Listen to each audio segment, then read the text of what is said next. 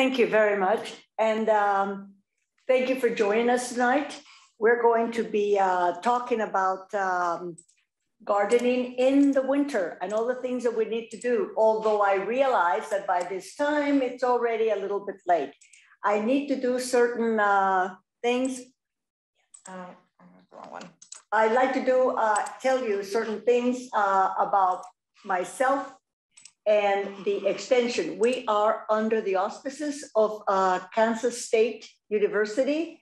And because I do not have a logo of Kansas State on any of my slides, I am supposed to tell you that they are with us and that anything that is good about this presentation is because it's K-State, and anything that's bad is because I put it together, okay? So let's get going about enjoying gardening in the winter. The first thing I'd like to tell you is the plant hardiness zone. And most of you know we are 6B. And that is a USDA, United States Department of Agriculture. They decided back in the 20s and 30s in order to help the agriculture and the farmers in the United States to divide the whole United States into zones, 10 degrees in each zone. The low numbers, like one is way up north. The very, very high numbers are at the hot part of the United States. Now, all of the world now has zones. And in particular, if you read an English garden magazine, for example, they will tell you the Royal Horticultural Society zone and also the USDA zone. So everybody knows about the USDA zone. It is a cold hardiness zone. What I would like to remind you, because we're talking about winter, is that if you're going to plant a pot and you want that plant to last throughout the winter, even if you're going to protect it by moving it to a protected area, you should probably buy a plant that is rated 4 or 5 USDA hardiness zone, because that way it will last longer. Now, another thing I'd like to remind you is that we have a continental type weather pattern in the United States. We are in the center of the continent. We have very hot summers, very cold winters, and we are really at the under the effects of the cold masses from the north and the hot wind masses from the south. So it's difficult to do any good gardening here, but we manage. Nebraska, Iowa, and Kansas and Missouri back in the 50s were called the heartland, and that's where we are. Another thing that I find interesting is that we should know the first frost date. As you know, that's going to be tomorrow morning, supposedly in some areas around here. And it is someplace between October 15th and November 1st, plus or minus 2 weeks. And the mean date of last frost is actually sometime around April 15th, plus or minus 2 weeks. Again, remember, this is the ambient temperature. And what you need to know when you're ready to plant in the spring is the soil temperature. Another thing is that in the right lower corner of each one of most of my slides, you're going to see some typing. It's a book with the author, as in this case, Gardening in the Heartland by Rachel Snyder. It's an excellent book. It's out of print, but it's carried in Amazon, I guess. I bought mine about 25 years ago. But in any case, it's an excellent book about general information about the Midwest and gardening. I just like to give the authors and the books good name. Now, we have an outline here. I'm going to be talking about houseplants, gardening under lights, plant propagation, and herbs and greens. So let's talk about houseplants. This is my garden about 3 years ago. And the one in the left upper quadrant is right here. Oops. There you go. Okay, this one I always bring in It is a Thanksgiving cactus. And a Thanksgiving cactus is a Schomburgkia rich CI. But let's forget about it. All it is a Thanksgiving cactus. And this one is another one that I bring in, and it gets pretty red if they have the correct light. And I don't know the common name at all. I must admit that I stole about an inch of a plant that was hanging at Johnson's. And this is what I got out of it. I'm being honest, it's very easy. And then I saw it in a magazine, and that's how I know the genus and species, but you don't want to know it. This one is the granddaughter of a plant that I bought in 1971. And it is a Christmas cactus. And there is a definite difference between these two in appearance. And I'm not gonna go into that. I bring my Thanksgiving cactus, my Christmas cactus never goes out, but I bring my Thanksgiving cactus in and it flowers. I don't do anything special to it. If you have good light and you let the lights on and off sometimes, but if you have good lights coming in from the outside, they will flower for you. This is a cactus plant that I bring in. I bring in my bromeliads and multiple other ones. And this one was last year. And what it shows here is what I do with them. I just bring them in. And the ones that I bring in are my hibiscus. This is a hardy hibiscus achinensis. And this is the begonia, dragon wing begonia. This is a pseudoherpsalis that I told you that I had stolen. And this is already with a very nice red color. My bay tree that I bring in all the time. And as you can see here, this is the other herb that I bring in. And half the time it doesn't make it through the winter. This is a rosemary. I have never been very good at succulents, but a miracle happened. Somebody gave me this in 2019. And last year, this thing flowered. Do I know the name of these? No, I have not looked them up because I know that this is a jade plant.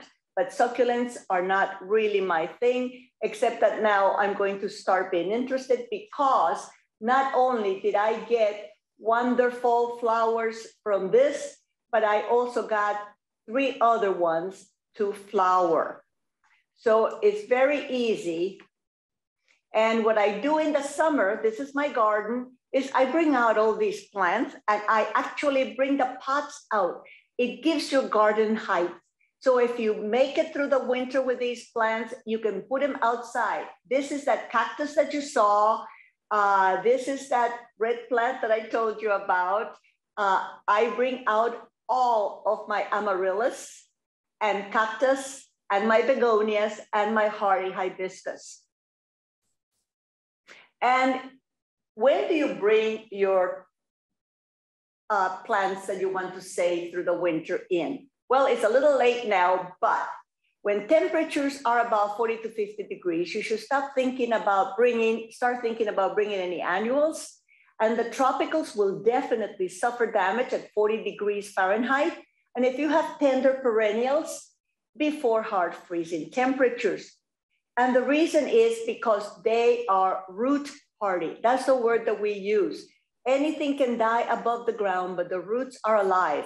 So think about where you're going to put these, and we'll talk in detail about the needs of a plant inside.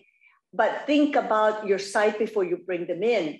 The other thing is, what plants are you going to bring in?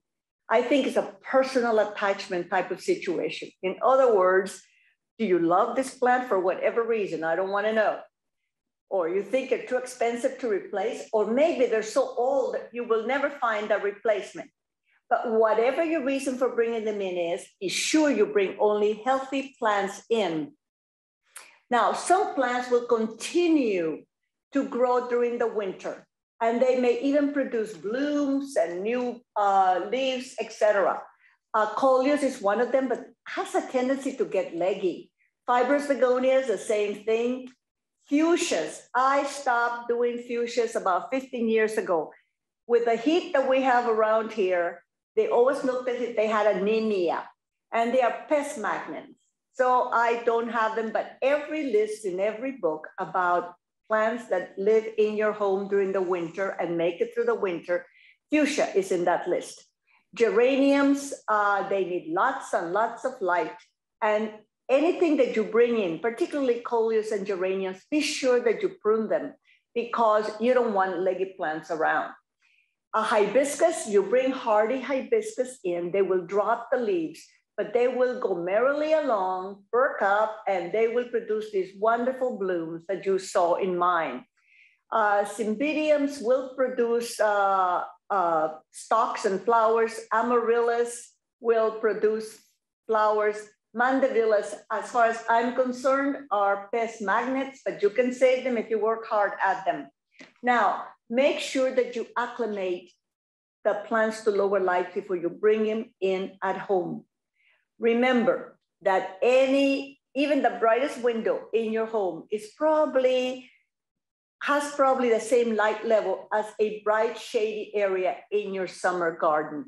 So acclimate them for about a week, bring them close to the house so they're not getting the same amount of light that they get during the summer. So let's talk about the needs. Every plant needs light, air, nutrition, and by that I mean fertilizer. Let's talk about light. A south window, because, let me move this over someplace else, maybe. Because what happens is that this is the course, the pathway of the sun during the winter, and bright morning light in the east. And this is what my room that I showed you has, east and south light. They don't get very much light in the afternoon. And the most light that they will get is in a direct south window. In the afternoon, they can get hot sun. Be sure that your windows are clean. Dust on the windows will scatter the light. Light has little photons, little packets that are growing, just traveling around at very fast speed. And when they hit the dust particles, they will get scattered, and your plants, you think that they're getting a lot of light, but they may not be getting very much light at all. Another thing is, put them together according to their needs and near the window, but not too near, because these plants, they can get a lot of sun and heat during the day, and they may be frozen at night. So water. Not every plant needs the same amount of water. So how much does each plant need? Think about where they come from. And that's important. Not every plant germinates with a little tag that says, you will receive water every week on Wednesdays at 2 o'clock. No, they just when they need it. So use any type of water. But if you happen to have a water softener, and some people do, what happens is that you're gonna get a crusty, whitish appearance on the soil. Don't worry about it. Use regular tap water and just get rid of the crust. Not a big problem. Temperature room water is a good thing to use. And the other thing is, not all plants need the same amount of water. So put your finger is what I call the soil finger test. 1 inch to 2 inches is dry, then it needs to be watered. Another thing is, if the leaves of the plant are wrinkly, they look droopy, you better do it right away. So morning is preferable for watering.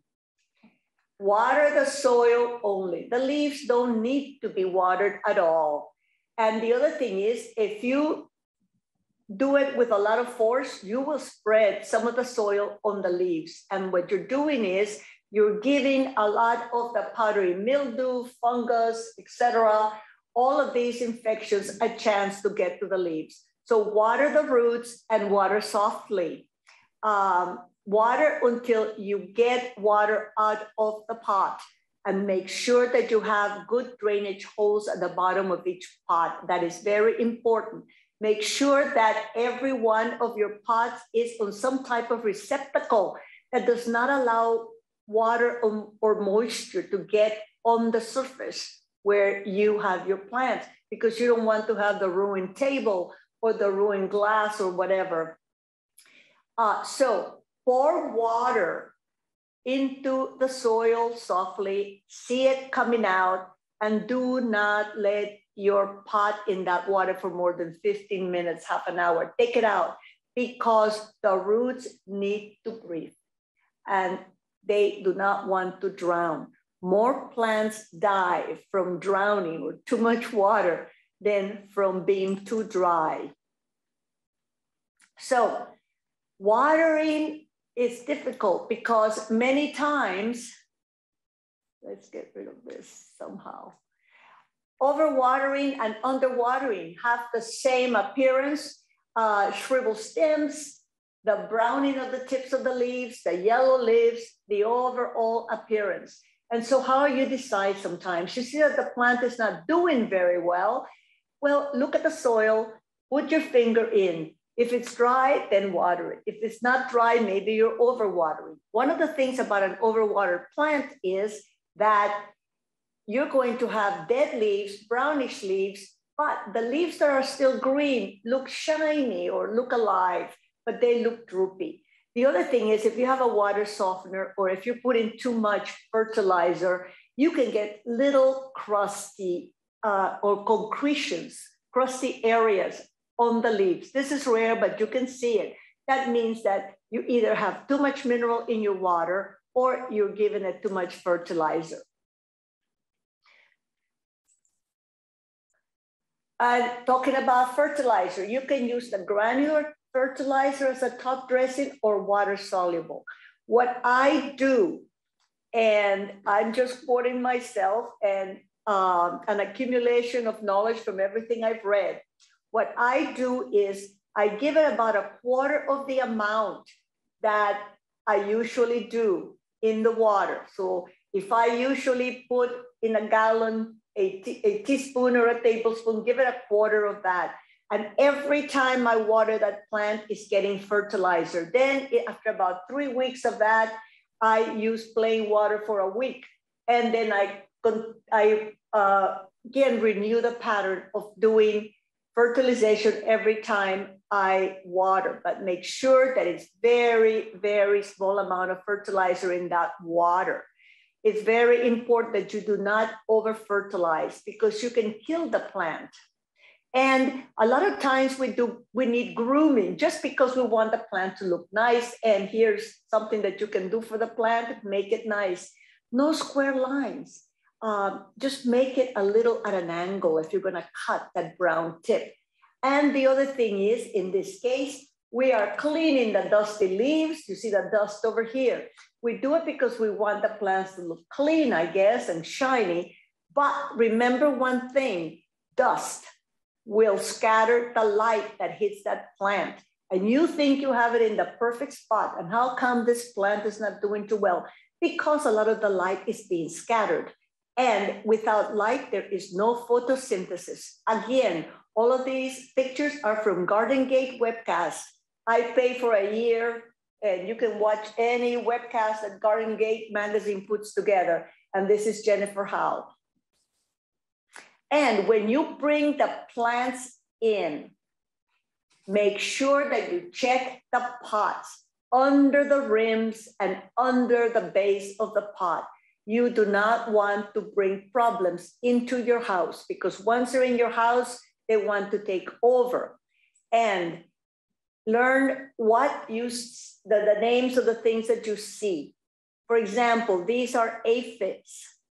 And whenever you see any bugs, try regular water.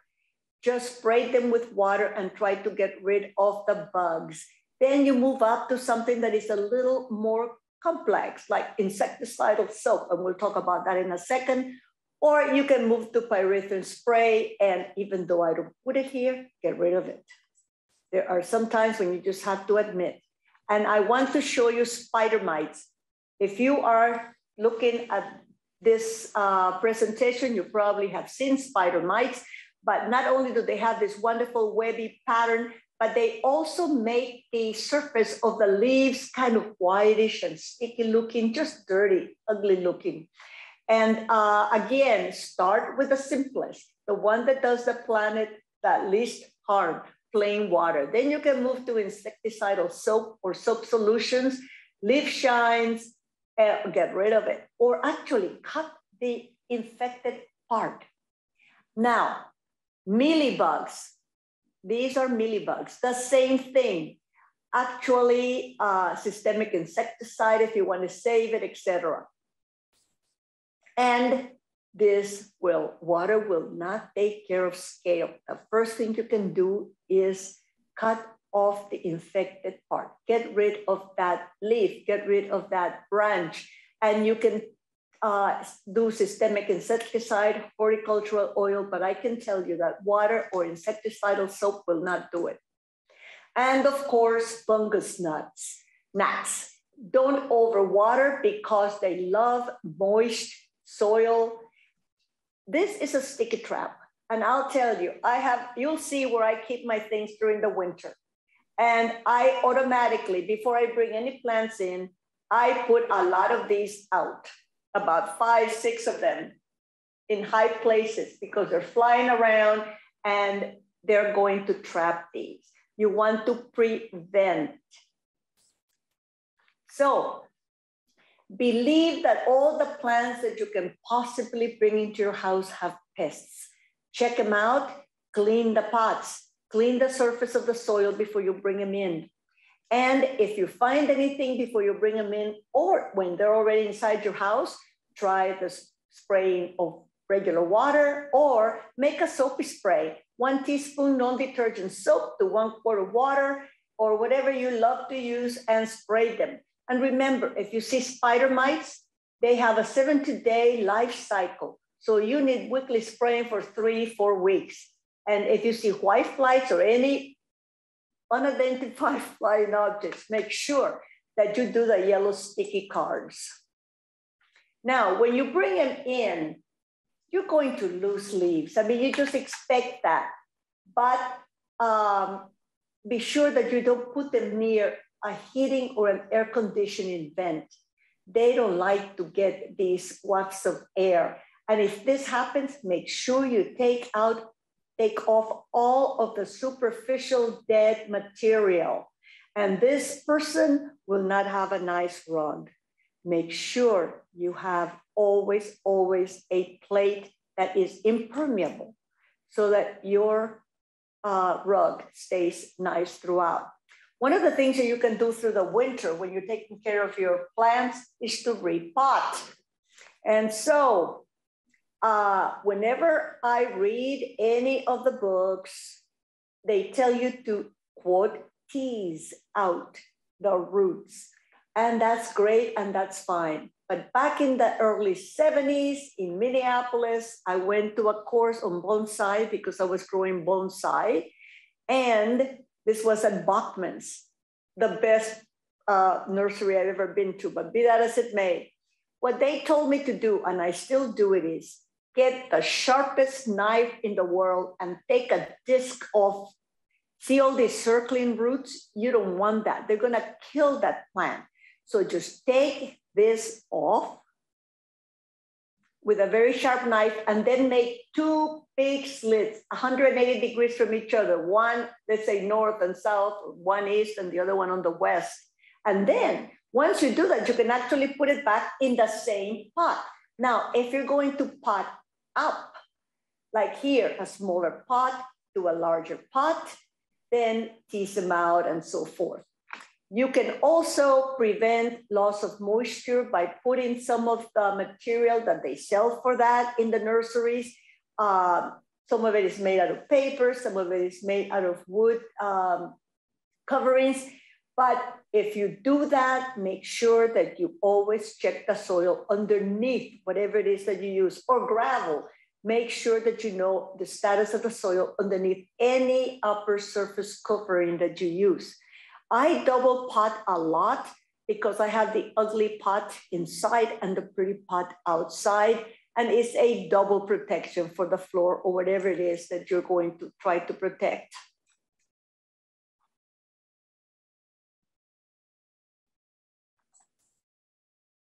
Sorry about that.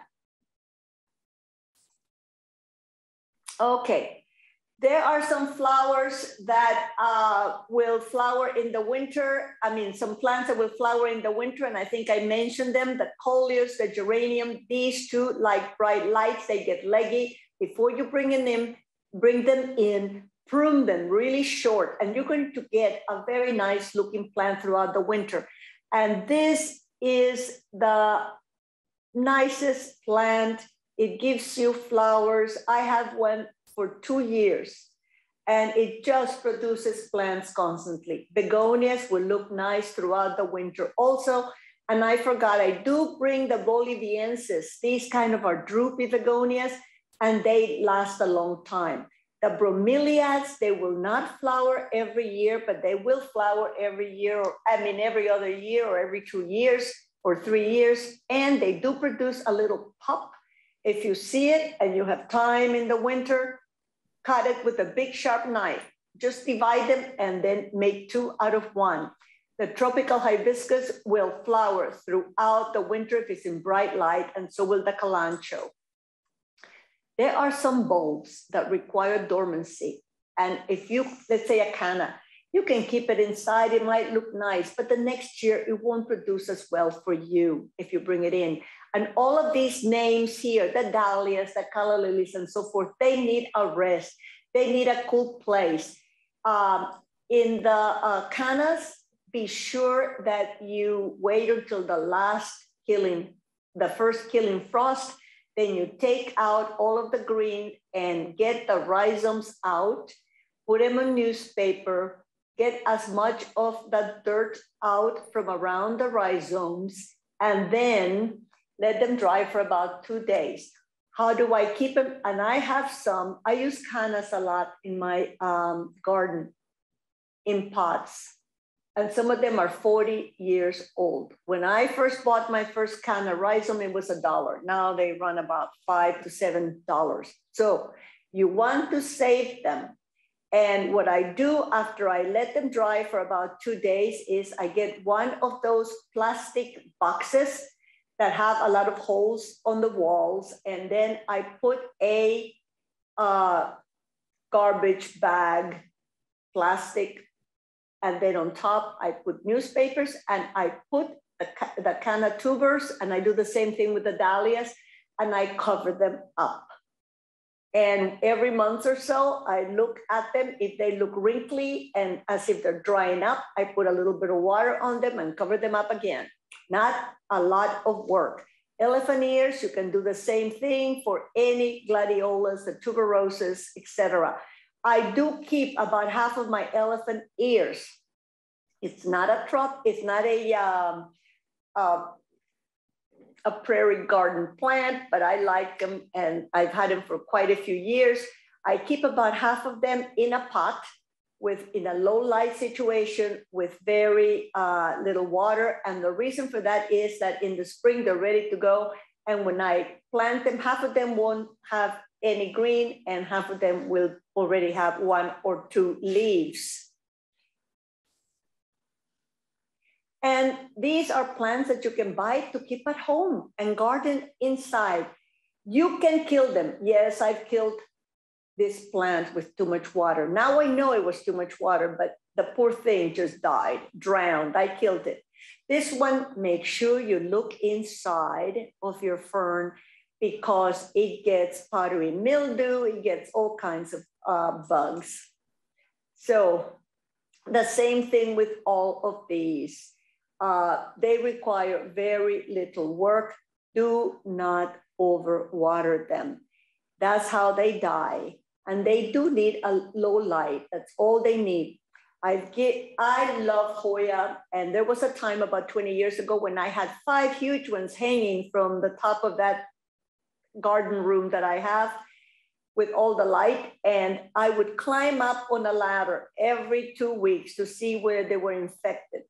Well, I have a new mantra, and that is, if it takes longer to make a plant look nice than it takes me at 80 to look nice, I don't want it around. Okay, let's talk about succulents. My apologies. Like I said before, I am not a succulent person, but in the last year, I have become a succulent person. At least I'm trying to learn about them. Okay. One of the things to do is a shallow container because they have very shallow roots. They prefer to be a bit crowded.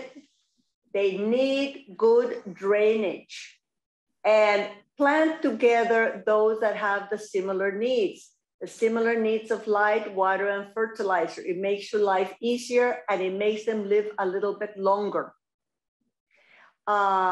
Choose plants with a contrasting form so that they can look nice. And I'll tell you what I mean about that. But make sure you use cactus potting mix. They will do better with that than regular soil. And then use cactus plant food, 577 or 277. Actually, that plant that I showed you that has flowered for me, and there are 6 different kinds of succulents within that pot, I just use regular fertilizer, Fertilome. And this is what I mean. You can plant it using the same principle as any pot. You can have a thriller, fillers, and spillers. Same principle as any other pot that you're going to put together. But make sure you have a lot of drainage, use good soil, and even though they have shallow roots, make sure that you put them in, that you plant them solidly. You don't want them to be moving. And then put a little bit of dressing here when you put them. They do like to be a little crowded, but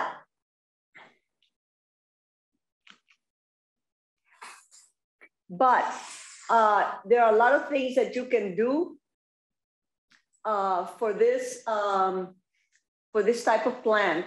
You can do very, very nice arrangements, any type of design that you want, or you can just buy the plastic ones. I think we need a new battery, but be that as it may, they need a lot of light. This is a dirty window. Again, you think you have them by the light, but they're not really in the light. And give them water and wait until they're completely dry, and do not ever let them stay in water. And when you plant them, don't plant them too close together because they are going to grow. You see, this one is this one here. And you can see that if you had put them very close together, they would have died. You would have lost some. And consider this a surprise, a gift from the flower gods. Don't expect all of your succulents to flower, even if the picture is on the tag. Now, let's talk about gardening under lights. If you're going to or plan to buy some lights, let me just give you a little bit of information. This is the book that you ought to buy or look into, Leslie Halleck, the first 3 to 4 chapters. Photosynthesis is the name of the game. That great sunlight into energy formula. CO2, water with a catalyst of light, gives you sugars and oxygen. And this is the book. And there's another site that I think is very simple and it just gives you the facts. Gardener Supply Catalog. No, I am not being paid 10% to do this. All green plants require light for photosynthesis. Some have low light needs, but if you expect any flowering or fruiting to occur, you need bright light more than even a south-facing window can give you. There are some words that you're going to come across if you go into light gardening. Lumens, that's just the brightness that the human eyes see. Don't worry about that. Intensity, how much light is actually reaching the surface of the plant from the light source. Duration, how much time are you going to have that light on? And that's just for your pocketbook. How much are you willing to pay? Because that just measures the input requirement on the lamp. But whatever it is, remember one thing. This slide is important only because of this. All plants require and benefit by a period of darkness. You kill it by giving it too much.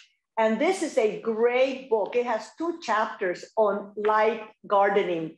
And all I'm going to tell you is that when we garden with light, all you're seeing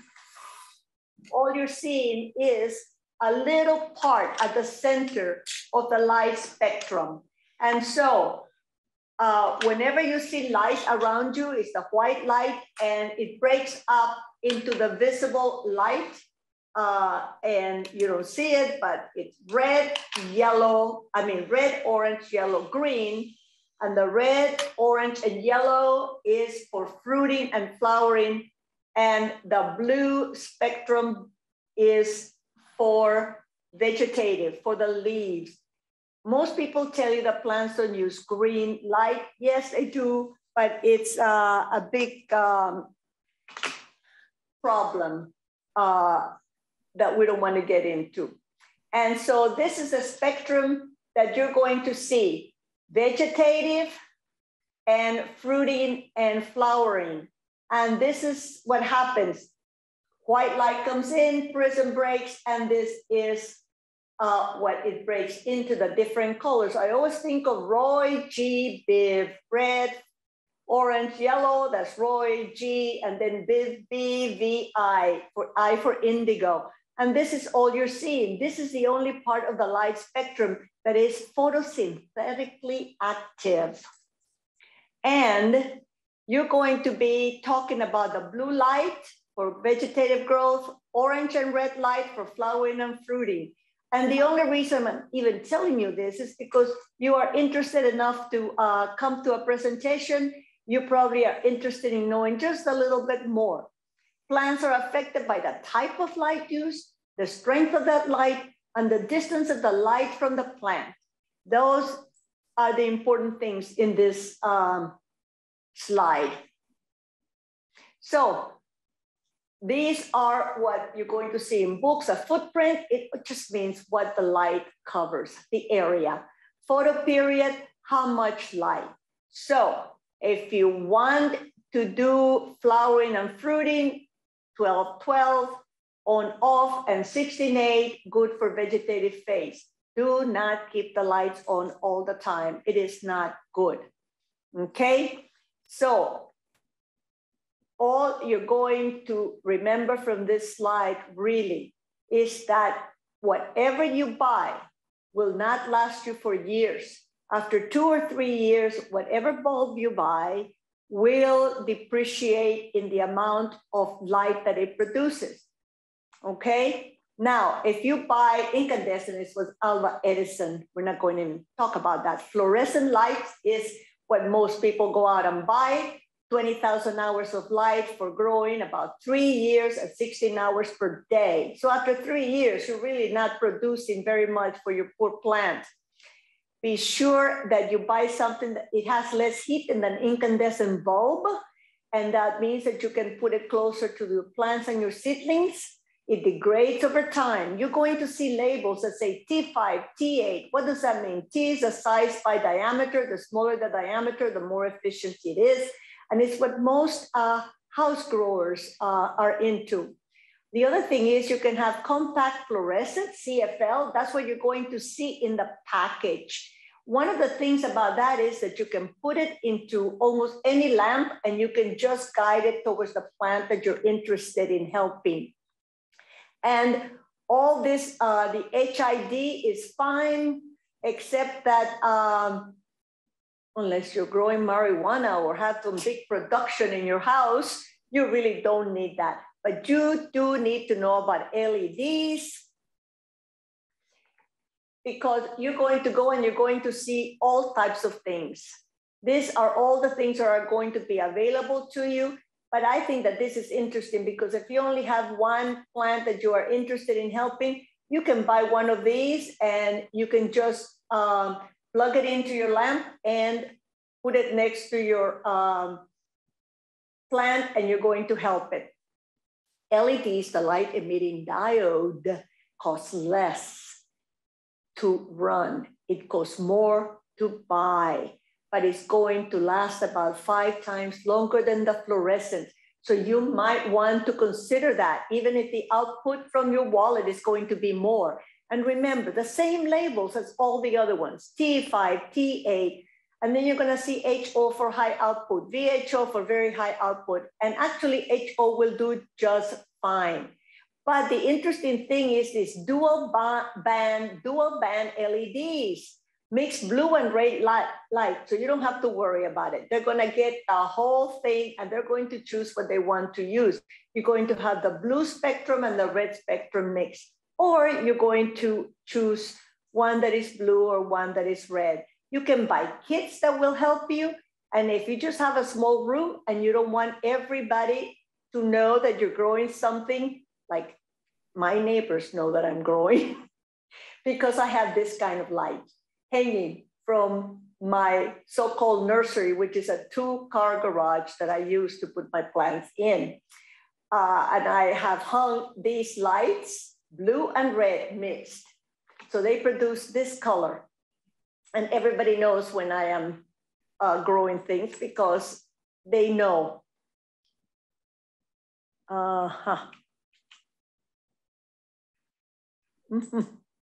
Okay, this is my place, and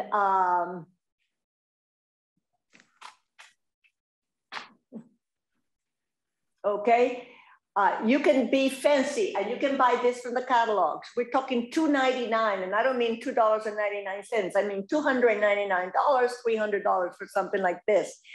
It has advantages. You can bring the light up and down. You have a nice surface. You can put wheels.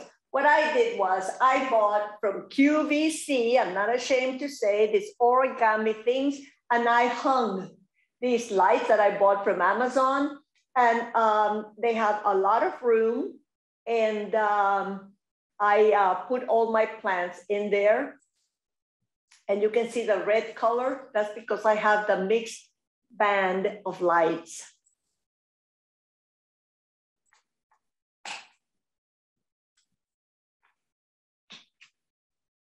And this is my winter garage.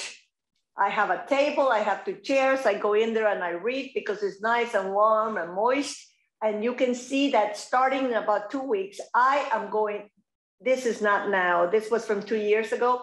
I am going to be getting nice lettuce and microgreens and all type of greens. And I never buy in the winter because I grow them. Do not do this. They are too close to the light. And this is what I took this picture. I put all of these larger ones. You want to keep it about 4 inches away from or above the top of your plants, at least 4 inches. So do not do this. That's why I put this here so that you could see what not to do. And LED T8 is what I have on here. And I have a mixed band. This is what is showing here. This is what they came wrapped in so that you can see. All you need to do is go and find a plant lamp, and then you choose the size that you want. Let's talk about plant propagation. When you have seedlings, they depend on the right time and the right temperature. And all I have to say to you is read the back of the baggie. They tell you what to do. Follow it. You're gonna see words like stratification and scarification. You should do it. If it tells you that that seed needs to have this done, you do it. Otherwise, you will not get good results from your seeds. And I am going to be showing you pictures of that. This is from Gardener Supply catalog. I took these pictures. Catalogs have more seeds than, more types of seeds than we usually can buy at the nurseries. The plants that they have decided what we should buy. It's like in that movie, The Devil Wears Prada, when the lady says to the young girl, you think you chose that blue color. We chose it for you 5 years ago. That's the only choice you had. And that's what some of us don't want. We want to try something different. So if it says that they need an overnight soak, put the seeds in a glass of water and keep it overnight. And then the next day you can plant them.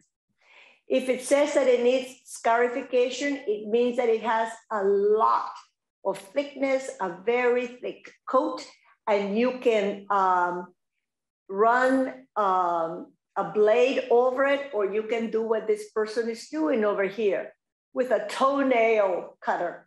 Or if it says that it needs to be pre-chilled, you can do it in a tray, and then you can, in the morning, put it overnight, and then you can just plant the cube. Or you can put your seeds in a wet paper towel in rows, roll it up, and the next day you can open it up and they're going to be very swollen. And it's very important. A seed without water will not germinate. As a matter of fact, in a book called The Plant Messiah, about a fellow from the Kew Gardens in London, it got to the point where they, without looking at the seeds, they could tell what day and almost to the hour when they would germinate by the increase in size due to the uptake of water. So do follow the directions of the little seed sack. Use high quality seed starting mix. You can buy these, but you can use anything you want. Your egg cartons, your yogurt cartons, just make sure they have drainage. And for larger seeds, you can use a pencil tip, which is what I use, and put your bag, your seed in there. Yes, I do use these simply because some seeds are so tiny that you can hardly see them. But am I able to put one seed into each one of these little receptacles? No. A lot of times, a lot of them come out. I've never been able to learn how to use this, but at least it gives you a little bit of control. And you can do it from, you can water from below, and be sure you keep the bulbs of light of 3 to 4 inches above the leaves, and a timer can usually help. And when they begin to germinate, that's a great time because you know you're going to have some plants. Seedlings need about 70 degrees, and I do use a mat, but after the first set of leaves, and you know that the first set of leaves are not true leaves. So the first set of leaves come up, the second set of leaves are true leaves. Then I just take this off. And it says to move the top of the leaves so that they can get used to motion of the wind. I spray them with water, and they get moved by that. When it's time to transplant, make sure that you have drainage. And you have heard me say that at least 20 times. And it's tremendously important that all plants have drainage. Otherwise, they will drown. We're going to talk about cuttings next. Always do it from plants that are relatively young and are growing vigorously. The growth of the current season. Check for infection and disease. Clean your knife. A 10% bleach solution, 1 part Clorox, 9 parts water. Make a slanted cut at the base. I use hormone rooting medium, but make sure it's not old. Sometimes people get this little plastic jar and they keep it for 5, 10 years. No, hormone should be new and active. And so after 2 years, throw it away. After 1 year, I throw mine away. Don't use too much. Just put the tip that you're going to plant, the side that you're going to plant, put it into the hormone, and then kind of tip it with your finger to get all the extra out. And always take more cuttings than you need. And where do we take the cuttings? Stem cuttings, leaf cuttings, root cuttings. And why do we do that? By the nodes, up just below the nodes. because that's where this meristem tissue is, this magic tissue that is capable of dividing into new cells. And that's why we take it right below the nodes. And I'm talking just about simple plants. I haven't bought a coleus for the last 10 years, and I make cuttings. Right now, I have about 10 trays of cuttings of every coleus you ever think of. Make a oblique cut below the leaves and make sure you take every single leaf off except for the top two. And some people do this with coleus or with anything, and that's fine. I am too lazy for that. I skip these 2 steps and the 3rd step, and I just get directly into planting. This is a great book if you're going to propagate. The Plant Propagators Bible by Miranda Smith. They talk about every kind of cutting you can ever do. And there's a site in YouTube, I think, by Mike Groarty, Groarty. No, he doesn't give me 10% either, but he talks about every type of propagation that you can ever think of. I don't like to watch it, but a lot of people swear by it. Leaf cuttings. This is what you do for any of your succulents. Just tear off very carefully the leaf. I put it into, I tried it last year and it works. I put it into potting medium, cactus potting medium, actually, after dunking it into a little bit of hormone and keep it in the shade. It takes about 4 to 6 weeks.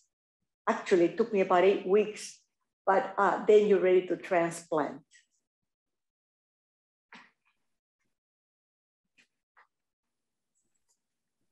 So herbs and greens, and we'll be done. Do well on windowsills or near windows, not for me. You can do beautiful things. All I ever can grow is greens for salads. And once in a while inside, I do thyme and I do lavender, but it's very rare. The list is as follows: easiest to grow according to all the books: mint, parsley, chives, basil, and oregano, although the easiest to grow are any of these. And to show you microgreens, I'll show you microgreens at the end, but be sure that you turn your pot so that all parts of the pot, if you have them near the window, get some light. If they are leggy, they need more light. Legginess means I need light. Be sure that you know whether, if they're close to the window, they're getting too cold at night. As far as salad greens, you don't need deep receptacles. All you need is about 8 inches of soil, good drainage. Moisten the soil before you put the seeds in. Thin the seedlings as recommended. I never think seedlings because I'm gonna eat them right away. You fertilize every week at half strength or less, and then you harvest. And here is microgreens. You can do it in one of these shallow things, and then you use the spray. The first 3 days, you cover them to keep the moisture. And when they're ready to harvest, about this high, we're talking microgreens here, be sure that you cut them above the level of the soil, because these are tiny plants, and you don't want soil in there if you're going to eat them in your salads. And just to remind you, this is what I do. This was about 3 years ago. The first time 5 years ago, the first time I did this. See my little yellow tag here, getting all the flying objects. And once these are here, and then 2 weeks later and 1 week later. So I always have greens available. It's fun to garden in the winter, and there are a lot of other things that you can do that we don't have time for. And thank you very much. Great. Well, thanks so much, Laura, for that information. If you have questions, please feel free to type them in the chat window. We've got another half hour left in our program tonight, so we've got plenty of time for questions. I might just ask, can you talk a little bit more about what it means to have a plant with legs? Leggy, it means that the branches get very thin, and what you see are thin stems and small leaves. So they get leggy. All right. I wouldn't know what it is because I'm short, but that's what it means. You can do so. Here's one. Okay. On the Canus. How do you tell the seed annuals from the others? In the Canus. What? On the Canus, how do you tell the seed annuals from the others? Seed annuals. They don't have seeds. Actually, it's the rhizomes. The rhizomes are those long-looking. They look like skinny carrots that are under the ground. Those are where the cannas for next year are going to come. And one of the things that you do when the spring comes and you are ready to move them out, you take the rhizomes and you look at them. They should be turgid, and that's good. And if all you need for a canna to reproduce is an eye, like potatoes have eyes, cannas have little tiny eyes that come out, and you can cut.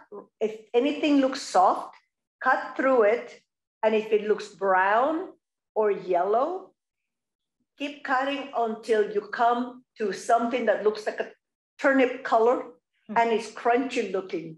Then you have a good one. All you need is a little tiny piece with an eye for it to reproduce, but you should not be trying to plant rhizomes of cannas that are yellow, soft, or black.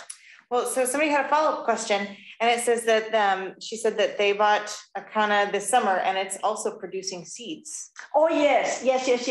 And you can real seed, of course. Any flower will produce a seed. You can go ahead and plant those. It will take 5 years for these seeds to produce a rhizome big enough to have a big canna. And the other thing is that you don't know whether that's going to be a true copy, a clone of what you have. So it's not a good idea to do the seeds unless you are going to try to set up a reproductive study or something. If you put those cannas and see what you get, and then pick the one that you have, but if you have 10 years or so, you'll do fine. Otherwise, forget about the flowers. I mean, the seeds. Just get rid of them. I buy the cannas actually, not so much for the flowers, but for the foliage, because it's beautiful foliage. And now some of those cannas, the other interesting thing is I have some cannas that will make it through the worst winter here. And most cannas, however, do not make it through anything lower than 40 degrees out there. But I have some cannas that by pure chance I discovered. I left them because I gave up. It was getting a little bit late in the winter, and they were in the fall, and they were still there. And I said, I'll lose them. And they came up again. So there are certain cannas that can make it in a little microclimate. But overall, you have to get them out and after the first frost and keep them in a nice place. So cool place. You hold on to the bulbs or the rhizomes. Is that what you yeah, to the rhizomes, whatever's underneath. And then instead of having them in the ground all year. That's correct. And then you have to get them out unless you know by chance or because somebody gave them to you and said, these will make it through the winter. There are some that do make it through our winters. Even last winter, these that I have made it through the winter, but most of my cannas cannot make it. My tiger cannas, my Australia cannas, my tropic cannas do not make it through the winter. They said it sounds like a fun science experiment to Sounds start from the seeds. Like good. That's right. That's right. It would be. It would be. And then there was a question, does the library have the Plant Propagators Bible? And we don't. I just looked it up when she mentioned it, and we do not, unfortunately. We may be able to get it for you on interlibrary loan, where we borrow it from another library. So if you're interested in that, give us a call and talk to us about our interlibrary loan process. But we do have the other book that you recommended. Oh, the Halleck book? The Gardening in the Heartland. Oh, fantastic. That is a nice basic book. It's not very sophisticated, but it gives you all the needed facts that you need. But most of all, it gives you the philosophy of a woman who 25 years ago or whatever decided that she wanted to use the plants that are available to her in this area. And the other thing that she does is she gives you lists. For example, the list of the plants that get very tall and leggy. If you are doing plants that are prairie style or natural style from this area. And she tells you, for example, here are the plants that you can prune at the end of May through the end of June, through the middle of June, so that you can have a nice looking plant and it's not flopping over. So she has a lot of different lists. And she has a list, for example, of plants that you don't want to use in a little garden because they're too big, or plants that are huge. So she makes lists of everything. It's a very good book. Awesome. Is there anything special we need to do to make the microgreens safe to eat? No. Or anything to avoid, maybe, would be the better question. Okay. If they get infected, which they never do, they never have for me in the last 5 years, do not spray anything on them because you're going to eat them. Otherwise, just cut them above the level of the soil and wash them, and that's all. Microgreens are safe. They are edible and they're sold to be eaten. And if you cut them above the soil level, do they just sprout back up? No. No, That's it. You're done. Okay. You're done. Once you cut them, you harvest them, that's over. Okay. But if you buy microgreens, then they're expensive in the store. They're fancy, you know, and so, but by the time you, for example, I have that big production. I don't know if I'm saving any money, but it's fun. You know, it's kind of like a hobby. That's great. Any other questions? So, you know, you get to pick the mind of a master gardener. So it's pretty great opportunity. Why don't we use this time to, I know that the Master Gardener Hotline is a really great resource in our community. Yes, it is a great resource. And we have somebody there every day for about 4 hours. And they have available resources from KU, K-State. Don't tell them. From K-State, but also there is somebody available, one of the people that have masters there in horticulture and in agriculture. They are available to help the master gardeners that are manning the hotline. And you can bring any of your problems, infection, and of course, if you have an infection of a tree, for example, make sure that you bring a picture of the tree or a picture of what you are worried about. And if they can't solve the problem right away, they will tell you that they will get back to you after they've done research, etc. It really is a great resource. I am putting the number and the email address into the chat box right now. So if there's been several times, because I'm just beginning my gardening journey. I do not have nearly the knowledge that I'm sure that most of you in this program tonight have. You're already asking questions and I'm like, I don't know what that is. But it's great. You can email them a picture and they'll help you out with whatever issue you're having.